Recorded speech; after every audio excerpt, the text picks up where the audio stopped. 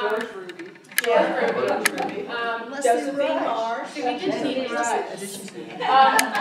And I also wanted to let you know that in just speaking with Dr. Alvermann, she said that she's heard some wonderful things about the Literacy Center from Vicki Gillis, and spoke very highly of it. But she said it didn't really come to the realization of how good it was until she was able to visit the center, the university, and all that it has to offer. And one of the things she's really noticed is the collaboration between the doctoral students and the faculty. Before anything else, I also want to note that we placed some note cards around the table, so if you don't have one, go ahead and grab one. We're going to do questions after the presentation, so if you have questions, go ahead and write them down. And after the presentations, I'll come and collect them from you, and Dr. Alvermann will answer those questions in that order. Without further ado, Dr. Alvermann.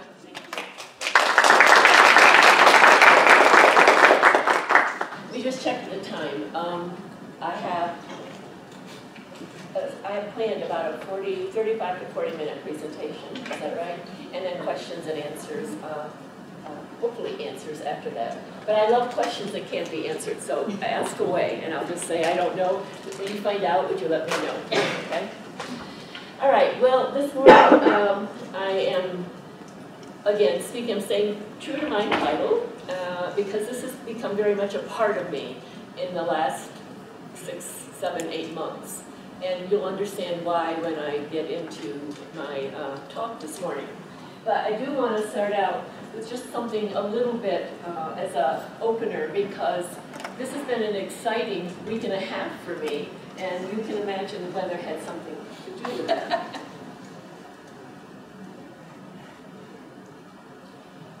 So I'm sitting back in Athens, Georgia, and it wasn't that warm, but it was sunny, and there was no weather showing to be coming through.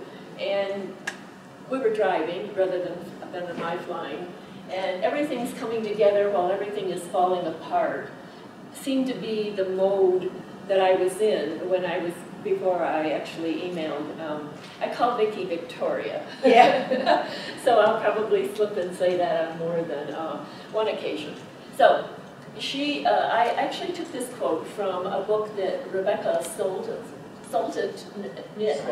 put out a long time ago, but she keeps being asked to put different editions out. And it's a wonderful book in terms of just finding quotes to sort of fit your mood for a day. And it's called Hope in the Dark, Untold Histories, Wild Possibilities. And a small book, very tiny, and just wonderful there's a story behind each of the quotes, but you can make that quote go for anything that you want it to stand for. Many of my days are like that anyway. It's not just about coming on a show. So I always feel like that. It's always exciting. Everything is coming together while everything is falling apart, right? But I have rose-colored glasses on. I'm very much of an optimist. People tell me too much of an optimist, and therefore I see the world through rose-colored glasses anyway. I continue to see it that way today, but for a little history, I don't think Victoria knew I took this picture. You sent it out on Facebook. I did. I sent it out. So I copped it, but gave her credit and said, heading out from Athens, Georgia to Laramie. I realize this white is not showing up on the purple as well. Maybe not a good choice, but no, it's hard. Can you see it? Okay. Yeah, I can see it. All right. On 325, and Dr. Gillis gives the thumbs up, because she tells me that it's snowing one day, and a couple of days later it will be sunny out because it melts very quickly. And I've learned to believe what she says. And so without any further ado, we packed the car, the dog, and everything else, and out we came. And here on Easter Sunday was exactly what she said would happen. We rolled into Wyoming on I-80 going west, and 2.5 days, driving days later, we were met with a beautiful sunny day that lasted through Monday. Yeah. So now I'm thinking the pattern is going to be the same, and that we're going to roll out tomorrow morning. It could be. The sun seems to be, something's awfully bright in this room, right? So I'm shortening the pattern a little bit, but if it doesn't happen, it doesn't happen. And I feel safe and secure in Laramie. And as much as it looks like, I know you guys are prepared for snow. I came from upstate New York, and so Buffalo, Syracuse area, Syracuse has the least number of sunny days every year. It has that record or whatever. It never bothered me that it was cloudy and that was just a day. I moved to Houston, Texas, and my eyes are blinded by the sun or whatever. So I adapt fairly easily, and I'm very happy to be here. And Katie did a wonderful job of saying what has impressed me so far and how extremely happy I am for all of you to be here. So now back to the title and into my talk today.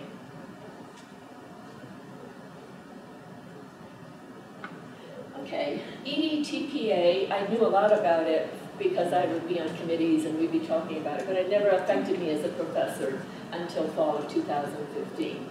And at that point, I was called in to teach an undergraduate course that was supposed to be taught by a graduate student who was called off to do something different. And since I do teach the course anyway, it's a reading methods course. And so it wasn't anything that I had to prepare for or anything, and I teach it fairly regularly, like maybe regularly would be about every 5 years, and then the rest of the time is for master's students and doctoral students.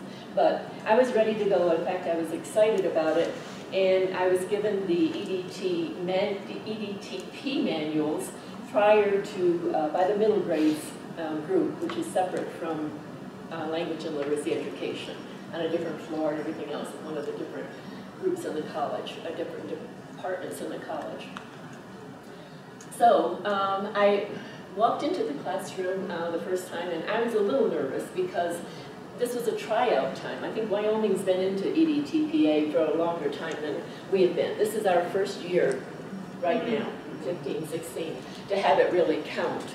And I was going to be working with a group of 21 pre-service teachers who were supposed to be all English language arts divided apart from me. Because see, I have a history background, okay?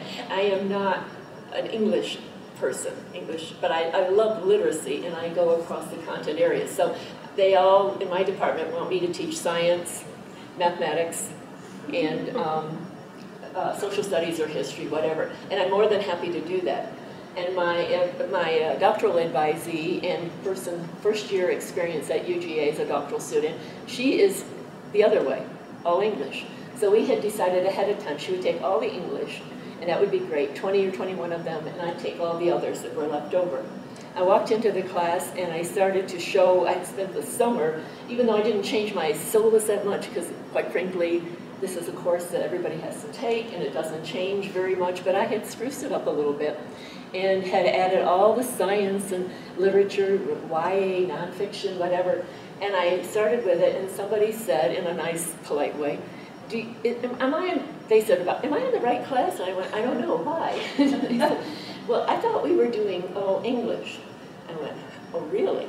Well, I'll tell you something. Teachers have, this is a pre-service, they've just come out of arts and sciences, they've had no other courses, never a methods course. And so I'm thinking, teach to the moment and say, great, this is a great teachable moment. I will show you how flexible I can become, right? Because I didn't quite know what else to say or do. And especially, I thought that, I was thinking my advisee, who was probably facing a similar situation, that everybody's saying, what, are we going to do English again? I thought we were going to have my content area represented. So,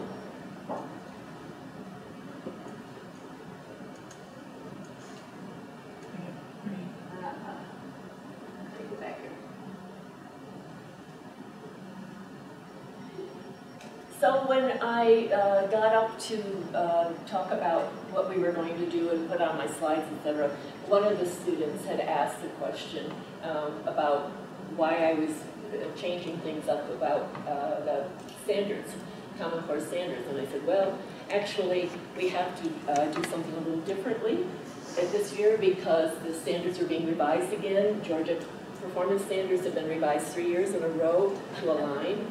And so therefore, I had made my outlines, etc., to meet the new ones. However, I had left some old verbiage in one of the old ones. And so I said, again, improvising. This is the first day toward the beginning of the semester. I wouldn't say it's the very first day, but I'm beginning to see that I'm making the same mistakes over and over and over again. It looks like I'm not prepared, right? But I really am prepared, except that I'm teaching on new territory. I don't know these standards. I'm not a classroom teacher. They've never been a classroom teacher yet, or whatever. And so I'm really not winging it, but I'm really beginning to feel very anxious about if I know anything about anything to teach these students. So when I say, all right, no, we're not going to use this part of the overhead slide, no, just ignore that, that's old verbiage or whatever. And so then I felt the need to say again to them something like, but you will know that this is a good hint that Common Core is going to figure into a lot of the things we're going to be doing this semester. And one person raised his hand and said, is it going to be on the test? And so my immediate reaction was, inside me anyway, thinking, oh no, this is going to be a real long semester. But then I got to thinking, and I had to think quickly because it's right on the spot. I said, actually, no. If you have read your syllabus, etc., you'll see how we're going to organize the tests, and there are going to be a lot of tests like that, etc. And in the professional schools that you're coming to, you'll be doing a lot of group work and projects and things like that. And so the person was satisfied, and I felt fairly satisfied that I had answered that question. As a result of that, I thought later on it though, this is probably the first group of students who had gone all the way from first grade up to high school under No Child Left Behind and all the many tests that they have. So for them to ask, is it on the test, is a very reasonable thing to wonder about. And for me to feel old-fashioned, like, oh, don't come up with that again. I've been teaching too many years to hear somebody say the first day, or one for the first thing, is it going to be on the test or something like that? So I began to get in what I felt like was in a group with them. And then I need to correct this slide a little bit because I got out of whack here.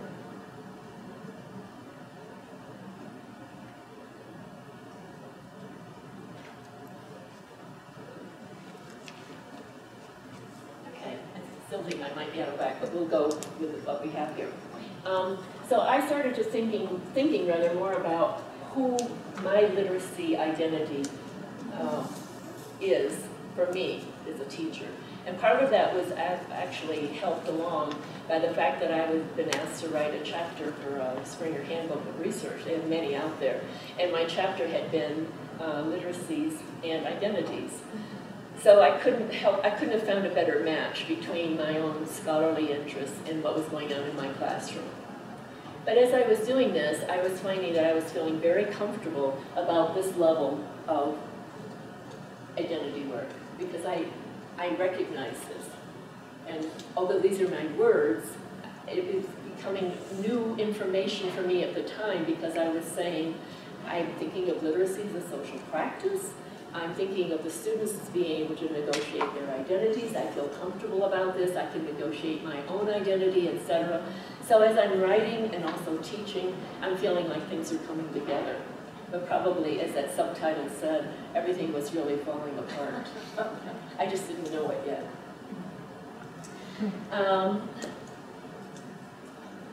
You can read this about the negotiation process and ways of being. So I'm really feeling good because everything is matching up for me in terms of my own knowledge of who I am and what I'm going to do with this class. I found out during the time of, say, like second or third week that I didn't have just pre-service teachers in with me. I had MAT students who had degrees in like psychology or another area, but were coming back to get their teacher certification. And then I had a few people in there who were from other departments who had just been told to take the class from me. So I'm thinking, okay, something is really this is going to be an interesting semester, and I met them 2 times a week, Tuesdays and Thursdays from 11 to 12:30. They were taking other courses at the time, and those courses were 3 other methods courses, 2 of which were math, tells me that maybe they had not done so well in math over in the arts and sciences, and so they were in another area. And they also had an observation time out in the schools, 2.5 days per week. So they were mighty busy on Monday, Wednesday, and Friday till noon. They were out in the schools observing. But that was good because they had some practical things to go along, so I was very happy about that. But they were quite stressed about that whole time period and when they could actually get their work done, etc. So they were very conscientious, but also beginning to seem to me to push back against what I was going to be teaching that semester. And this was not something I would work with pre-service teachers, okay? I didn't talk to them about identities. This is, you have to remember that I'm telling you is that the story all fit together nicely. But my half of me was thinking this, but I was really talking just content literacy and going through the usual procedures and activities and projects that we would do in class. And it became clear that the being able to negotiate my role as someone who is seen as an expert in the field on adolescent literacy was more difficult than I had ever imagined it would be, because the students were fairly, I wouldn't say apathetic overall, but in terms of being told that they're going to have a video made of their teaching and all the things at EDTTA, and they were being told in other classes, I didn't think that they would fight me on the idea of teaching close reading. Okay? I know they wouldn't. I don't think they would have in the sciences, maybe in math, whatever, because they wouldn't have heard that word as a bad word ahead of time, and so wouldn't have been opposed to it.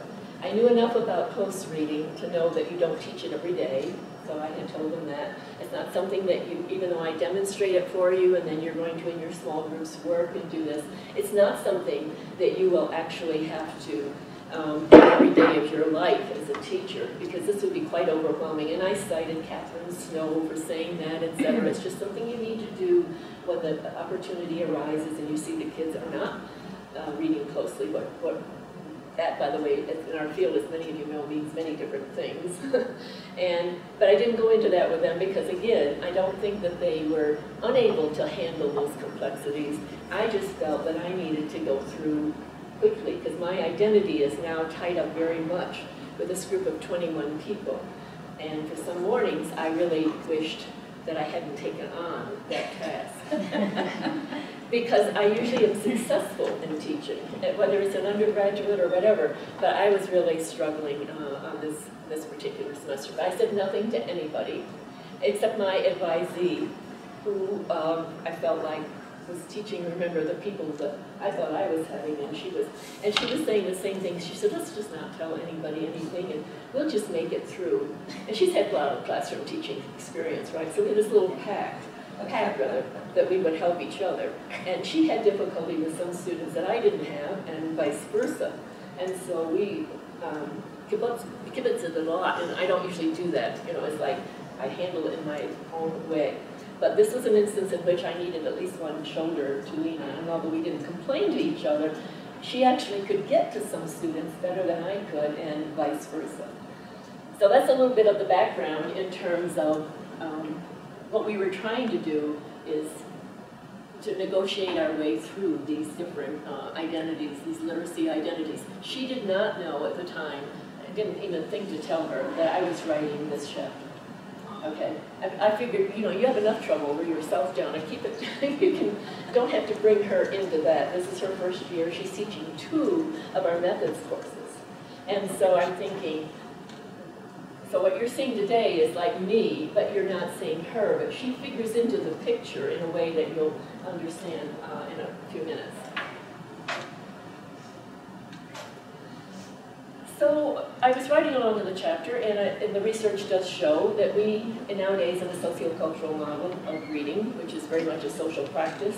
Not that the cognitive part is ever to be forgotten in my mind, but quite frankly, in the courses they take at UGA, some of the things that I would have liked them to know about cognitive science and the things that really inform their backgrounds and their schools, etc., is not taught anymore. So I have to sort of push that in, okay?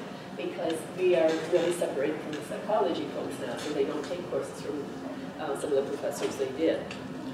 Anyway, so what I'm finding, though, as I am rewriting my own literacy identity, is I have to write this chapter that's due at the end of December, that I'm thinking I really need to pay attention to what the researchers are saying, who I'm synthesizing for this research handbook chapter. because this will be very important for me, not to just spread out to some unknown audience, but for me to learn about for myself. So I became very much embedded in the literature that I was writing about, which was really quite familiar to me. I mean, I was doing this as a handbook, and somebody knew I knew enough about it to write about it. So I wasn't coming across anything really exciting, anything new rather, but I have to remember what's new, not new to me, it would be new to other people. So I went the route of looking at, you'll see some of the other side, some of G's work and what G says about identity, etc. But I also had to reflect back on what how I was identifying identity at that time, before I got into something which is going to be the ending of this talk, okay? And so I'm not saying that where I ended was any better than where I began, but I will say it was a journey that took a semester's worth of work, and being able to actually put my pedagogy up against what I was writing about, that was a new experience for me as a researcher. We talk about integrating pedagogy and research, but sometimes I get my hat on only as a writer, sometimes I get my hat on only as a teacher. Rarely am I doing both for myself at the same time. So the class is going along fairly, not getting any worse at this point, okay? Not getting to the point where I have actually had to go to Rachel and say, how about this student? Or she's come to me and said, how about this student? It appeared to me that I was having more difficulty than Rachel. She was coming straight out of middle grades classroom. She had all the cachet, you know, that when you're teaching out in the field and now you can tell these little anecdotes and stories. So I was happy for her because she was seeming to be very relevant in their lives. And she also was not much, as an English teacher, into close reading. So she had decided not to teach close reading as a demo model, right? She chose another thing that they could be videotaped on, SMART, because they liked it. It was all about writing, right? And they loved it, and it was creative and everything else. So these students also know each other very well. They're in a cohort. So I can imagine what they were saying about, I wish I was thinking or whatever. I don't know that for sure, and Rachel would be too polite to say to me if that had been the case that she had been asked to take my additional 21 on. It's a little funny now, but it's still very real and very raw, because I can remember those days of being uncertain about what I was doing, and was I going to be able to encourage them to be teachers of literacy. And it dawned on me one day as we were talking that I probably was quite irrelevant, because as one young woman said in the class, she didn't say that, she just raised her hand and she said, Dr. Alvermann, how many, and she didn't wait to be, but I don't ask that they be called on anyway, but she felt the need to interrupt at a certain point. How long will it be before we can get back in the day, and teach like we did back in the day? And I went, back in the day. Now that's in the 60s for me. Talk about identity crises, but I didn't show it or anything. I remember thinking, and so I said, well, when would that be? And she said, 2008. And again, I'm being the drama queen here. I was really playing it straight. And because it is back, I mean, it's all relative, and it is back in the day. And what she was referring to was the fact that they got to read novels in school and didn't have to even talk about or think about close reading. And by the way, I wasn't teaching close reading every day, but it had made such a big impression on them, and a negative impression, even though I had videos built in, and they practiced it themselves, and I gave them feedback on it. It was going fairly well. I could tell by the looks on their faces and their body movements that I wasn't hitting where I should be hitting. So I asked her if she would like to, the person that asked me that question, I said, that is a wonderful idea. Let's do a classroom tiki-taki. I don't know if you've ever used that as a timeline. It's a real neat teaching tool, and someone had given it, you get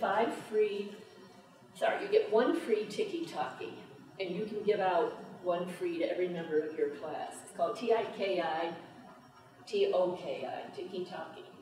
And it's just a way of showing timelines when things happen, quite frankly, but it goes 3D, and it's really quite fun because it's interactive. The students have to name the historical period they're in, etc. So I gave them a shortened version of Nyla Manton Smith's History of Reading instruction, thinking, and again, that was like out of the 1930s keyboard. So I really know that I had to bridge for them, but I did. They had a wonderful time with this project, because what I discovered was, out of all the little bits and pieces that I had them exploring, was that it wasn't until after the Second World War that people actually began to teach content, or any kind of literacy, reading, and the veterans were coming back and going back to school. If they hadn't read well in the service, they could get free schooling and all that. They just had never thought of that. So that was what they took from that, was the class tiki-talkie. And then later they liked it so much it became part of their final project, that they could make a tiki-talkie on whatever they wanted to do. But so that was kind of a turning point in the semester, in the sense that I thought, okay, I'm actually making sense of them. They're really seeing, and they're grasping another outside. They're bringing in history, and these are all English language arts people. I'm really feeling good about myself as an identity speaking. And I'm thinking we're really rolling along here. And then I made the mistake of getting confident rather. And I began, because of the research I was still collecting on my own, was telling me that one way that you negotiate an identity is to take an opening, when you see an opening, and just go in that direction and build on it. So I thought, well, they were interested in the history of reading for a short period. These didn't take more, say, than a class. The project didn't take more than about a week and a half, so we did it as a whole group. Their own projects, obviously, took a longer time. So I thought I had made a breakthrough, and it would be time to bring in something current. So I brought in some news that in October, mid-October, that the people in the United States were saying that there were too many tests being given to students, and therefore there was going to be a change in that. And since they had been worried about tests, or I thought they had been worried about tests, they all seemed really, I thought, excited. This would be the time when they would go, yay, or something like that. Instead, I get this look of, at best, oh, and they were checking their cell phones. I do not have the policy to turn everything off. I just don't. But I do ask them that if they're a bother, if they're distracting them, I will come along and just tap them on the shoulder, and that means put the device away. So that was working well, classroom management. They didn't even take their cells out to check what the news was that morning. It was just, they looked at me like bored out of their bored. So I explained to them, I said, no, you've taken a lot of tests, right? And they looked at me like that was just, I'm beginning to get this idea that what is not in my identity to life, in they're identifying as this is the way you do school. So they're not excited, but it didn't come easily to me. This is in reflection, along with writing the chapter. So I said to them, is the result of this action plan. It wasn't the actual time yet where you would pass the ESSA. So I said, in reaction to this, why don't you just keep your eyes open and ears open, because I think you're going to find something really exciting happening by the end of the semester before we close down class, thinking, build anticipation, history. Again, it would have been great with the history students if I had them in my class. They took it like, that was not one of my better days, but it was not a bad day for them either.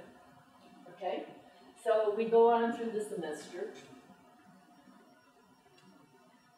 And my idea, what I'm realizing about identity and how you work with all of the parts that are going on is, especially knowing that Jinji had warned us about not trying to change someone else's identity. That can be very demeaning. In other words, it not only says, you and I don't agree, Anne, but I think that you need to come over.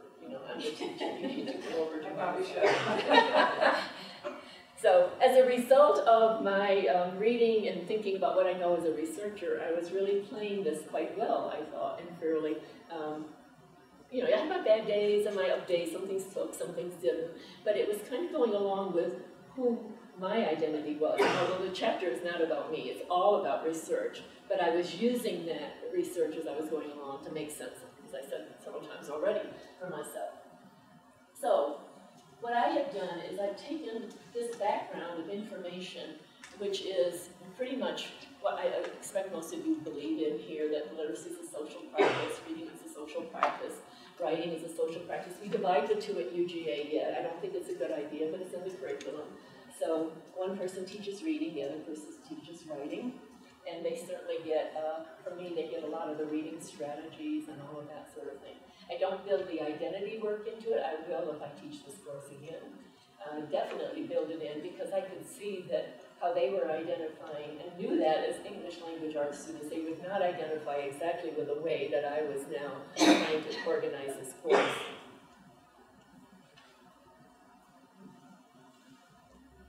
And Don Liu's part comes in the fact that, I don't know if you've ever heard him talk or have heard the word deixis, D-E-I-X-I-S, deixis.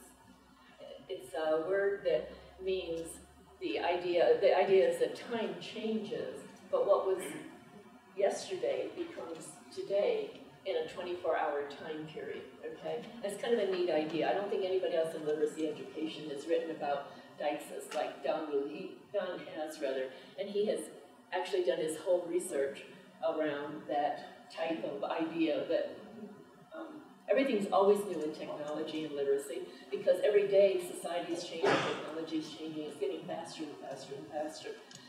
So that was also being helpful to me as I'm realizing don't panic over the fact that you felt very insecure when you realized you had a different group of people and you also had people who thought back in the day was 2008, etc.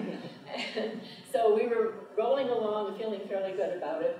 Still feeling, and I didn't bring in any more news items. There wasn't really anything more news because I knew something else about testing would fall flat, and so we just let that ride. But then there were some identity clashes in terms of what I learned, and I've hinted at this as I went along. The week one of the semester that I talked about, and the reason I'm going backwards now is I want to build you up for where I landed or where I am now, okay? So there was that. There was the recognition that pre-service teachers actually don't know how to read reform, okay? And that went back to a study I had written and published back in 2006 when NCLB was at its height. And I had people in the same class, but high school people, because you can teach it for high school or middle grades. And 3 of the 17 people in my class that year opted not to take a test. It wasn't EDTPA, obviously, but they opted out of education because they did not want to become teachers. They felt that this was not what they thought teachers did or how they went to school or whatever. And that shook me up a bit. Over 3 out of 17 is a lot to lose. I managed to keep 2 of them in by explaining that at least get your education degree. You might not get credentialed, but at least you'll have a degree. Don't drop out. The other person dropped out of education completely and went a different route. Okay. So every Student Succeeds Act now comes in at 2015 when the president signs it into law, and it's very interesting that supposedly all the over-testing, et cetera, that we've been doing is now up to the states, and the states can decide how many tests you get. Georgia came out with something a few days ago that said they were dropping, according to ESSA, but they were dropping every Student Succeeds Act, they would drop 4 of the studies that were, I forget, they gave 4 of the tests. They gave 13 a year, they would drop 4, but they were going to add 2. Hey, I'm not a mathematician, but this is no real game, guys. And the teachers, of course, who are practicing teachers, know that it's probably not going to be any better with the states deciding than it was with the feds. They've already said that they now go to meetings just as much as they did before, only now it's changing the standards again to the Common Core to match up with what they want to do with ESSA. And this is going to all be done and everybody was going to be happy by August 2016. We start very early in Georgia. That's when our fall semester starts. So, I'm beginning to see another pattern. Well, this hit me before in 2006. I had never remembered it. I wrote that article and forgot about it. Because it was being published in Pedagogy, which is an international journal, read mostly by people in other countries other than the US, and it just kind of slipped my mind, or my attention. This is the midway point, I tell you, where I say something's going to change, guys. It's going to be actually a time when we can do away with some of the things we don't like. They were linking teachers' pay in Georgia in some counties with how much their kids achieved. And that did go out with us, we think. Although some school districts are saying they're still not going to do that. They're going to take a third of the principal's evaluation of the teacher and count that based on what their kids did on a test. So all of these acts and these reform movements that come about, I really do think I need to, in another semester, get them somehow interested so they can become smarter about these things and not just pass it off. Because this was really their motto.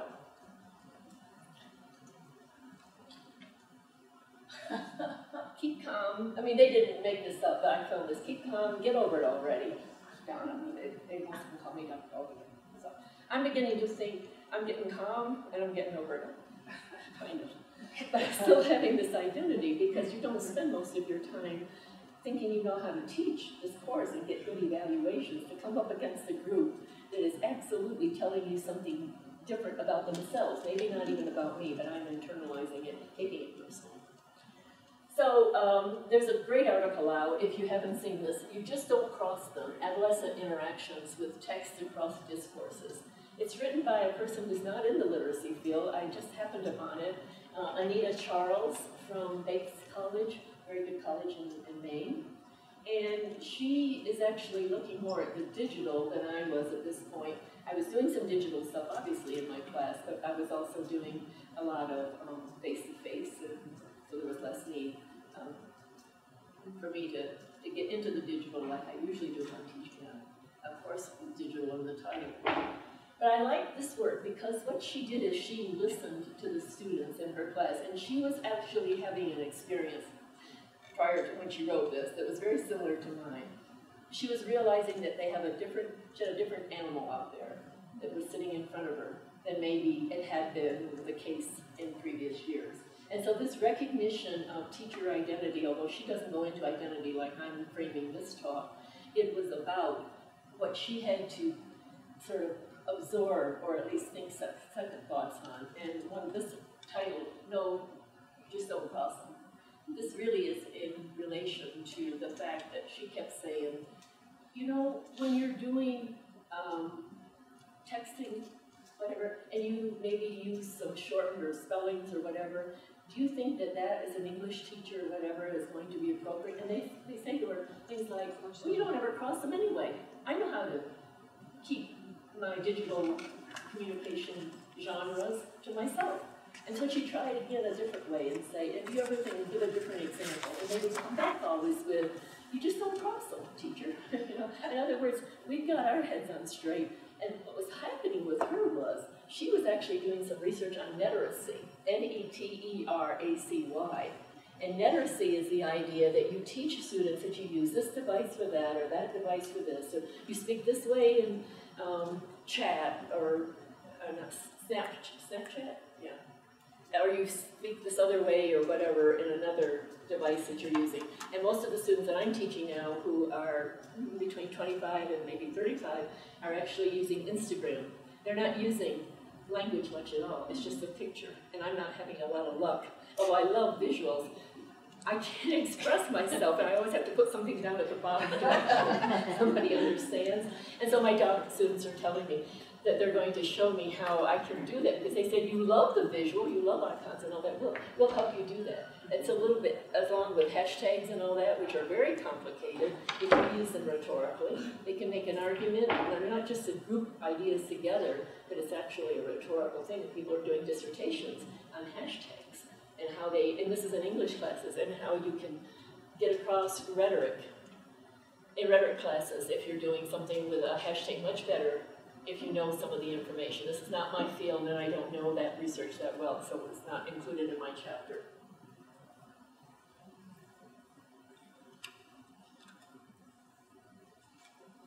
So, how am I defining myself now? This may be, I think I'm about to set myself up to run into a classroom of people who are not middle grades, teachers, but who may say, what? or whatever. So if you get to feeling really bored, and thinking this is not relevant, would you smile occasionally? You know how you do for speakers when you have a plant in the audience or whatever? Because I'm not sure I'm sold on this either, but it came about as a result of reading for this chapter that I was writing, and I did not play with this idea in terms of what I was doing with my class. So I'm going to leave that class situation alone. December did come, but by the time the president had signed ESSA, they were out. They get out quite early in December because they start early. So I don't know if they know to this day how important that news was that I brought out in October. And I do see a few of them around the halls of Adolescent because they're now taking the next methods course up or whatever. But when they see me, the things they remember are far different than what I thought I had to talk them. And the best way to get in is to get in an elevator with a group of them who are saying, we missed this or we missed that or whatever. And the ones that were the most difficult to handle, like the guy that, this was an extreme, who came in and would land on a table, like a group table, and would start lying on his back and looking like a golden retriever to me, putting hands up in the air, feet up in the air, and wiggling all around. This before class started, right? And I went by one day and I said, okay, we're about to start. I'll name him C. And we're about to start, you might want to get your seat, etc. And I had a fairly good relationship with him. He timed me to make sure I was never late, and I timed him to make sure he was never late on our cell phones. So we had this sort of good relationship going, but this was a little out of the ordinary. And so I said, you know, I didn't ask him even to explain. I think he explained himself. He just said, you know, when you're around middle grade students all the time, you just begin to feel like them and act like them and everything else. And I'm thinking, well, I hadn't actually ever thought of that. It's not performance-wise on the table. Right? So he nicely went to his seat, etc., and sat down. That was an extreme case, I'll admit. But in this whole identity thing, I'm having to judge, like, do I stop having fun with him, like timing each other? Do we get here on class? Because I can do that with students, undergrads as well as, and I thought, no, I can't change that much. Well, I'm defining identity differently now, along non-representational theory lines. And this is the part that I can't expect you to really be interested in, because if you haven't delved into it right now, you won't even understand perhaps why I would be interested in it. So I'm going to make it short, but I'm bringing out the points that are out there in the research literature. I'm drawing a lot on Kevin Leander's work. I don't know if any of you know or have read him. He's working right now with a person, or was when I got the research from this journal, JLR 2013. He has an article in there with Gail Bolt, B-O-L-E-T, and she is bringing a little psychoanalytic theory into what was actually a very text-centric theory.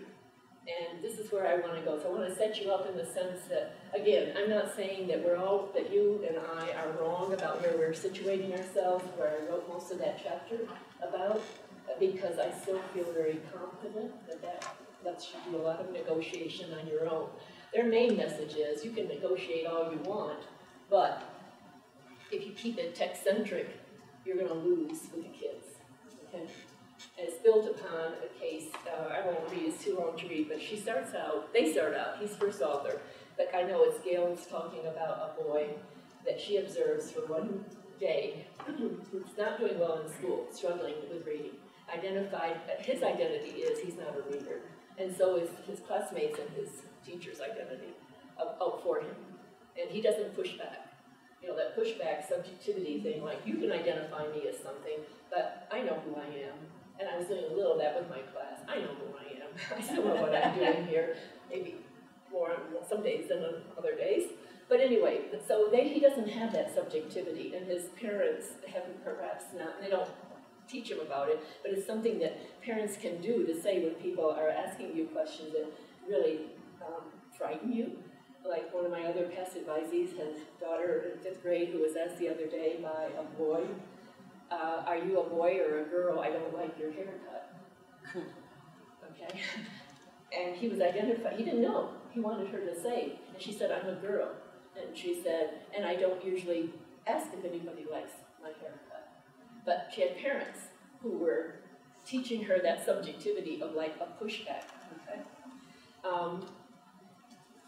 So who knows where that will go, but that's the first time I can think of somebody coming up and say to me, how do you identify? Well, knowing what's in the news right now, it's not unusual that kids would begin to look around their own peers and ask, are you a girl or a boy? It doesn't matter, okay? But that's an aside. I want to get back to, she starts out, and I know this is Gail's part at the very beginning, she starts out talking about this person and she watches all day long as the person is going through being not a reader, okay? Feeling like not a reader. So he is getting out his swords to play a ninja type game or whatever, and he's, then his friend comes over in the afternoon and they get in a discreet argument about something, and they go back to see what that ninja character can do, so they're reading. This is not new. People do this all the time, right?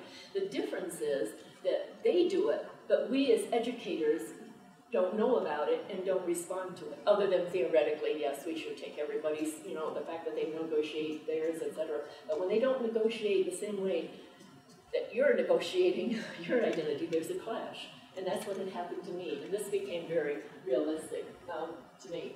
So non-representational theory is something that you can read about. It's not cutting, well, it is new, and it's causing a lot of difficulty for those of us in the field who are trying to figure out just exactly what is non-representational theory. This is the best I can do for you.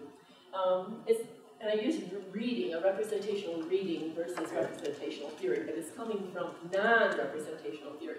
So if you are doing a representational reading, not a post-structural, this is all based on the post-structural Deleuze and Guattari and Derrida and Foucault and others that you may have been reading about. It's not mainstream, okay, among most education classes, at least not at Georgia, maybe here.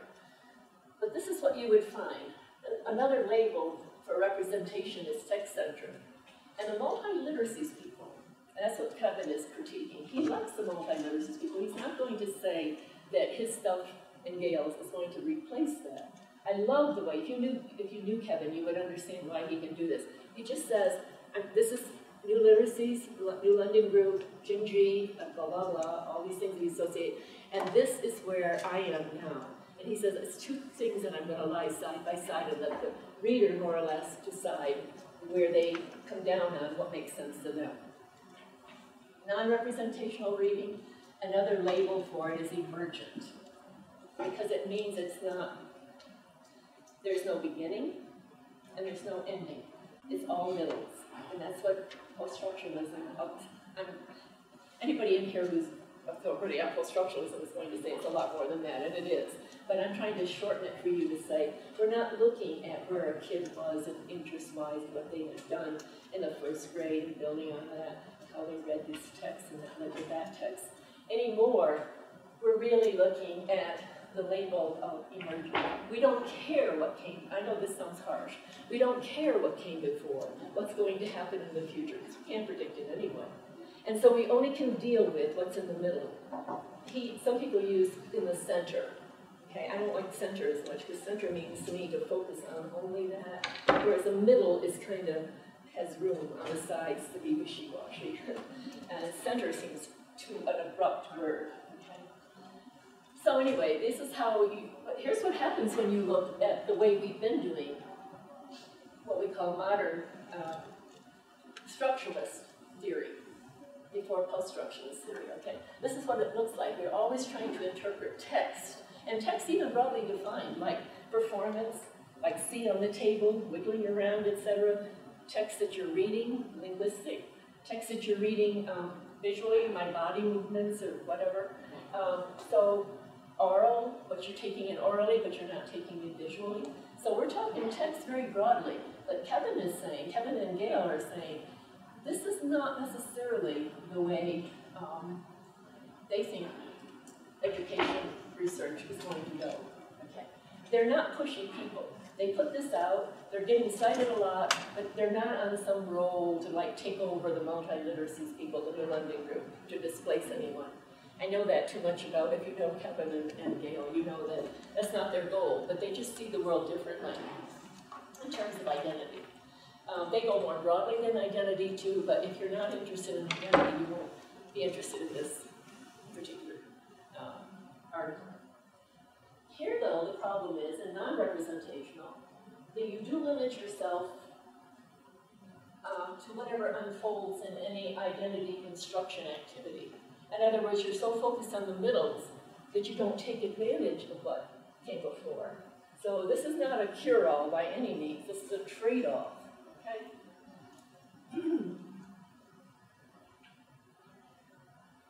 So from a post-structuralist perspective, again, drawing on Deleuze and Guattari, especially 1,000 Plateaus, great book to read. That's a fairly, they have a one before that, schizophrenia and something else, but that's a hard one. I didn't join the conversation that way. I jumped in with 1,000 Plateaus. Okay. And I don't know a lot about it. I'm not a methodologist, I'm not a theorist or whatever, but I know enough to write about it, think about it, and talk about it. So, this is one of the things that they are saying, and they do talk, they use the word emergence. One of our literacy people, Kevin Lee at Vanderbilt University, and Gail Wolf at Maryland, one of the Maryland campuses. No, Penn State. Okay, so what you believe in, if you think about identity as being an emergent thing, is that texts are participants in the world. They are not merely about the world. That means, and this is hard to get your head wrapped around, I understand that, but it's been in our field for at least since 2002. But we haven't grasped it and taken it in as a field yet. But Deborah Brandt is a well-known researcher at Wisconsin, and Katie Clinton worked with Jim G as a doctoral student. She's now working with Jenkins and a lot of the stuff that he's doing out in San Diego, which is more digital-oriented. These are very smart people, but their ideas haven't been taken up yet. And I'm only sharing them with you because it came into my world again. I haven't thought much about this article back in 2002 since I read it the first time. But now it's beginning to click. Hey, it goes with Leander's work. Leander and Bolt's work. So, if you can get your head wrapped around that texts have agency, it will help. It doesn't mean that they're going to get up. This isn't going to get up and walk around the table. This, however, is having an effect on me as a speaker. It is giving me some sort of legitimacy, right? I can claim that somebody got published and it was in this journal that all of you who belong to LRA have access to. So the text is an agent in this very instance right here, okay? And a lot of people don't go that way. That's fine. Their head is in the idea that things are more static and categorized, etc. So I'm not asking you to change your identities. Jim G says that can be very not only demeaning, but it can actually harm if somebody pushes this too much.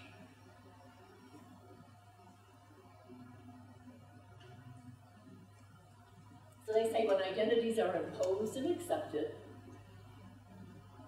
the limits can influence what we can say who we are, like the little boy playing all day long. It gets a better, when you read the article, the story is quite interesting and what happens. That kid's limited until, as long as he accepts what everybody else thinks about him as a reader in school, and whether ever he likes to read or not. He is reading, but reading doesn't count. We know that from other research. They say multimodal text, print, image, sound, they can be redesigned. This is the multi-indices group coming in. You know, you have a design, but you can redesign your future if you don't like. It's like a negotiation. But I say, this is my thinking.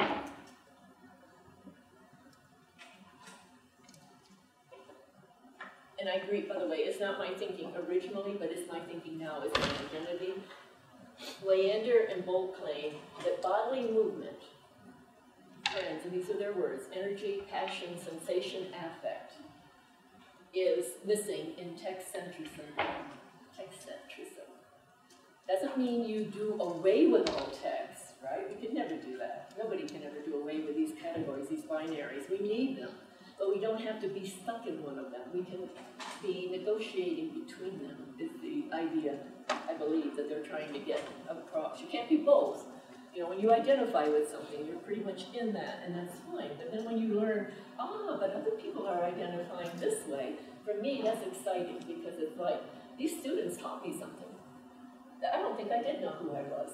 And I'm not sure I'm this new identity either.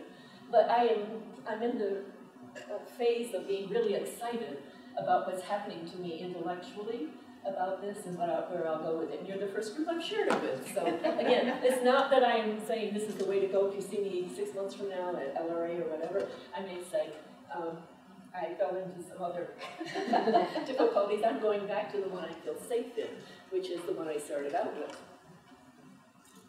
All right, and so I'm going to, there's just one more slide. Theories of positionality, put one's identity in a cultural freeze frame. I just love that quote. It comes from Masumi, and Masumi is a translator of Deleuze and Guattari, okay? It's not necessarily his work, but he attributes it to them. So you have to be careful about that. When translators start to write their own articles, and where they're getting their ideas from, okay? But it's not bad to read Masumi 2000, and I can send you those references if you would like them. So, critique of text-centrism, and I'm working into now my question and answer period, and I apologize. I will go quickly through this in the sense that I think this is where I am, but it's not necessarily where you are. So, use of research and pedagogy as emergence and becoming. If you don't like that word emergence, use becoming. It means the same. Okay? It's like it's in the middle again. You aren't this kind of a person, you aren't that kind of person to be in the future. You're somewhere in this middle, in this beginning. You're emerging. But with no end point in mind. That's what bothers me a little bit. I'm rather, outcome driven. It's like, wait a minute, I think I do know what will happen if I go in that way or whatever. So I have to draw myself in and say, don't worry about it. Remember the angst I had that students didn't have in class? It was me having the angst about tests. They were fine with it. Pity the poor kids that come after them, right? They'll be fine with it too. Pretty soon we won't remember the days of their what they call the old days, or the golden days, or back in the day. All right, so here's what a text-centrism looks like.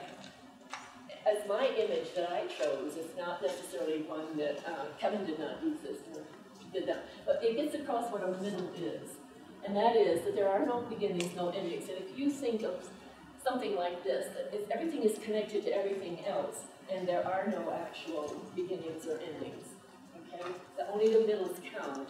You got the idea. I like better, because I pull up crabgrass a lot in Georgia.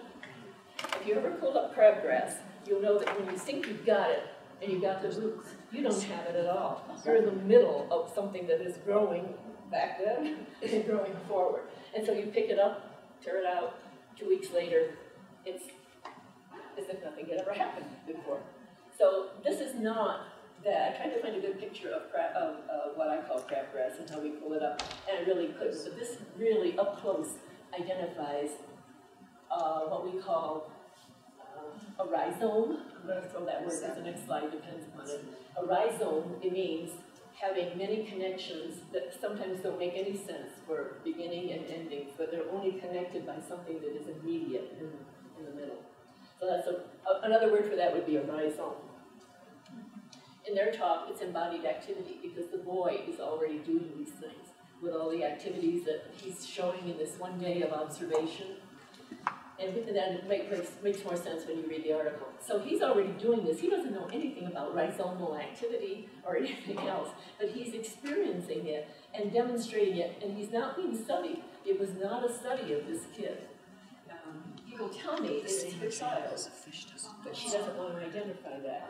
But people who know her say she's talking about her 5th grader, and she's not about to intervene and change his life to make him so that the teacher likes him. As a professor saying, I don't care if you struggle and read, I guess, and drop out of school. This is my outcomes coming in again, like, I don't know where I'm at this, but I love not knowing where I'm at.